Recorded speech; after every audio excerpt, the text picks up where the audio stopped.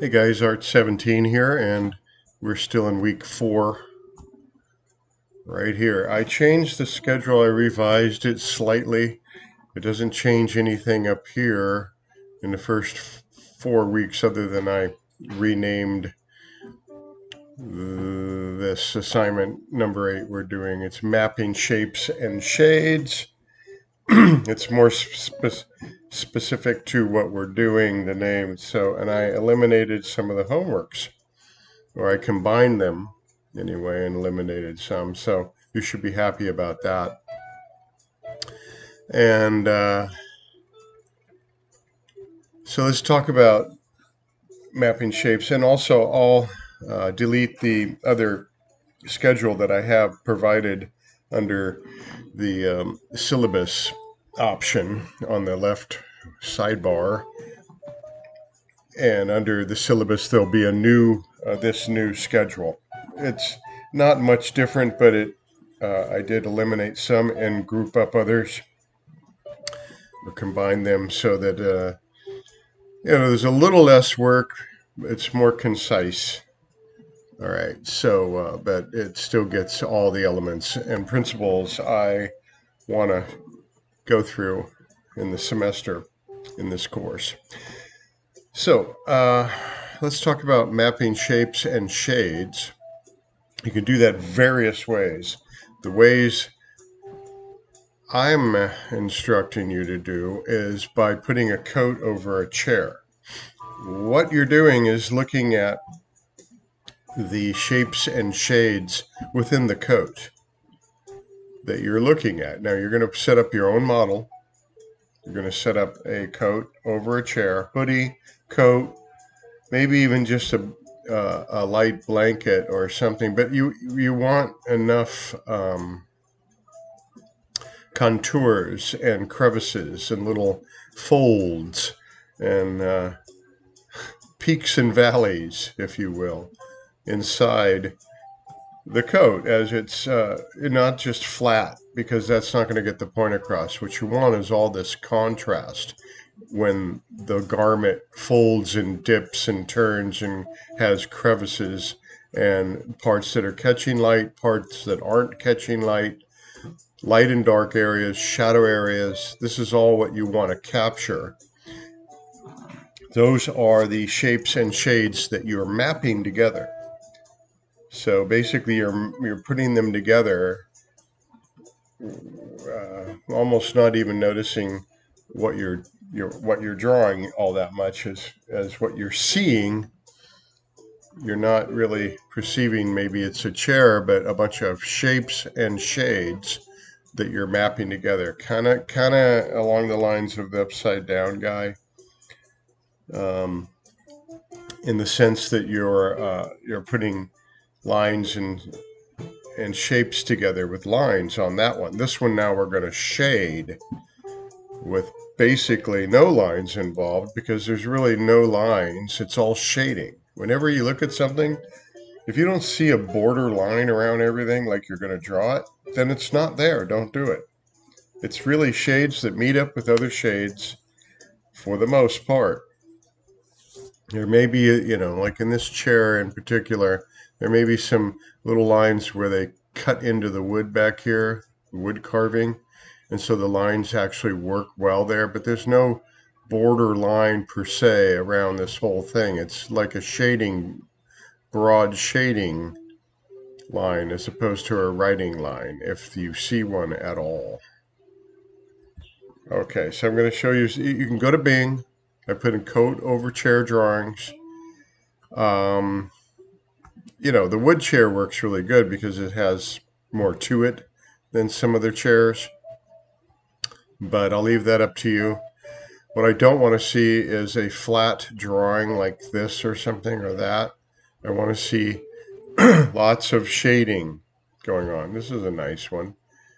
It's kind of different shading. They're not showing a lot of the contours. I'll show you some other. I like the cast shadow on the wall here. So put it somewhere, right? On all these drawings, put them somewhere. Don't just have it floating in an abyss. You know, you want a background, you want a surface, you want to put it somewhere, you want to ground it, and then put on all the shading that goes along with that. They're kind of running out of options here, so I'll show you the examples I have. I've already shown this one.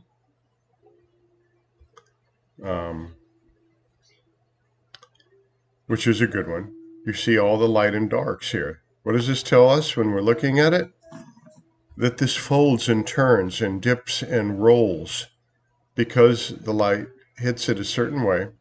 Your single light source is shining on this, leaving shadow areas in here. That tells us, well, that goes inside. That's away from the light. It dips in. It's a crevice. This part here where it's very bright, that's catching the light. It's a bowing out fold or roll in the garment that is catching the light. So this is what you're getting across to your audience, your viewer.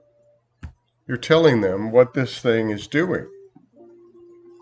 And if it's flat, then it's flat and it's boring, right? It's this. Also, shading brings in, more interest as well. Look at all the shading on the chair. Well, the light source is coming from the top right or so, because the front of the chair leg is lighter. The back, other side, away from the light, is darker, and they all work like that to give it shape. This has got a reflected light on it and a little shadow down here, which is clever. This has got the shadow inside because it's covered by the coat. Draw what you see, but be conscious and aware of what you're seeing. You really want to notice where all the lights and darks are. I mean, if you haven't looked for this before, for drawing or for whatever reason, in anything you're looking at, then now you have to learn. It's best to learn how to determine where all these darks and lights are by what you're actually looking at. Just notice it's being more aware. You're really heightening your sense of awareness on what you're actually viewing. And now you're going to draw it in graphite or charcoal, but with light and dark areas. And you have to map that out and put it together. And then you're going to map these shapes and shades out and put them together and create the coat or the garment you have going over the chair. Yes, I want the chair too. It doesn't have to be a full chair, but certainly the full garment. And then background. See the background? Cast shadow on the floor. Cast shadow goes away from the light source coming from this direction, the right. Cast shadow going off to the left somewhere. That's going to be consistent because that's the way the light shines on it. Same with this one. A little less contrast, but there is a lot of contrast in the coat, even though the chair is very light and the background is kind of light. But you do have cast shadow on the floor surface and a background kind of just smudged in. It doesn't have to be a lot of detail in those backgrounds, right? No, it's just kind of smudged in to get rid of the white of the paper, because the white of the paper is very distracting in drawings. Most of the time, if everything you're looking at in your model and nothing's white as paper, then don't make it white as paper on your drawing because it's not accurate. So take away all that light area. I know this is a lot of light area right here. They might have smudged in a little. Still, if it was just, it kind of looks like it has been toned very lightly there. That's okay, but yeah, tone it up. Get rid of the white. Unless something is as white as paper, then don't leave it as white as paper. So here's a lot of, you may have to go in with the eraser and erase out places that you made too dark. Slash marks back and forth, just like the hand in the plastic wrap, just like the crumpled paper. You may have to go in and erase tone out that you added in too much or where you don't like it. You want a lighter area here. Take the eraser, go back and forth. Back and forthing is okay here. All right, so that's that's the coat over the chair.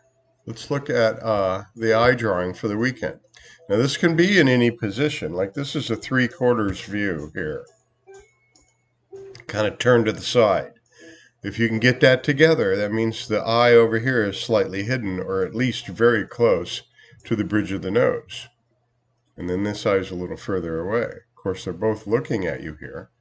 You'll notice in all of these drawings that there's a reflection mark on the eye from the light source in the room. This is, see that the little area right here? And when you put that in your drawing, it makes it look glassy. It also helps it look round.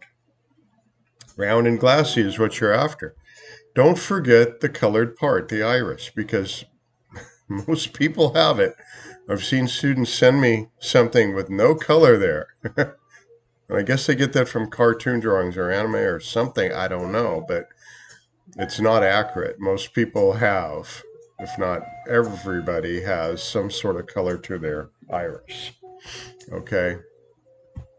And you can have a lot of ideas here. Here's kind of mapping out the distance between, you're going to look at your own eyes in a mirror or take a photograph and look at those. Draw your eyes. Okay? But like in this template, notice that there's basically a shape about the size of the eye in between the eyes. So don't make them too close or too far away. Use that as a guideline. And basically, to the side of the head, there's another area that's about the size of an eye. But I'm just asking for the eyes. Okay. There's that reflection mark again. There's the color in the iris. Pupils are black because that's going into the eye there. Lots of eyelashes, more than not probably. Look at your eyes and notice. This is again being aware. Notice distance between the eyes, okay? It's a good template to look at. And then they go on to various eyes. Some with big, spidery eyelashes, some with just sort of normal ones, some with, seems like these are all female eyes, and I don't know why. It looks like more male here, but I don't really know. And I don't know why they might think that females have more or longer eyelashes than males. Maybe that's typical. I don't know if it is across the board. So you'll have to look at your eyes and check it out. Draw what you see. If the lashes are more short, then okay. If they're longer, then do them longer. Another thing you want to notice about eyes is that for the most part, the iris, the colored part, is covered up partially by the top lid. And most times, either it's partially very little covered up or it just meets the bottom eyelid. In most of these, you'll see that. Kind of covered up. This is more of a surprised look. So she's, eyes open a little bit more. And they're certainly not like anime eyes, where you have the huge iris in there, or pupil. Govern it. There's a space in between the sides where the white is. And that usually has a little shading in it too. As you see, these shaded slightly right in here. Right at the edges. You see that? That makes it look round. If it's totally white, it looks flat. And it doesn't look round. And so you got your reflection mark. You got the part right here that's shaded.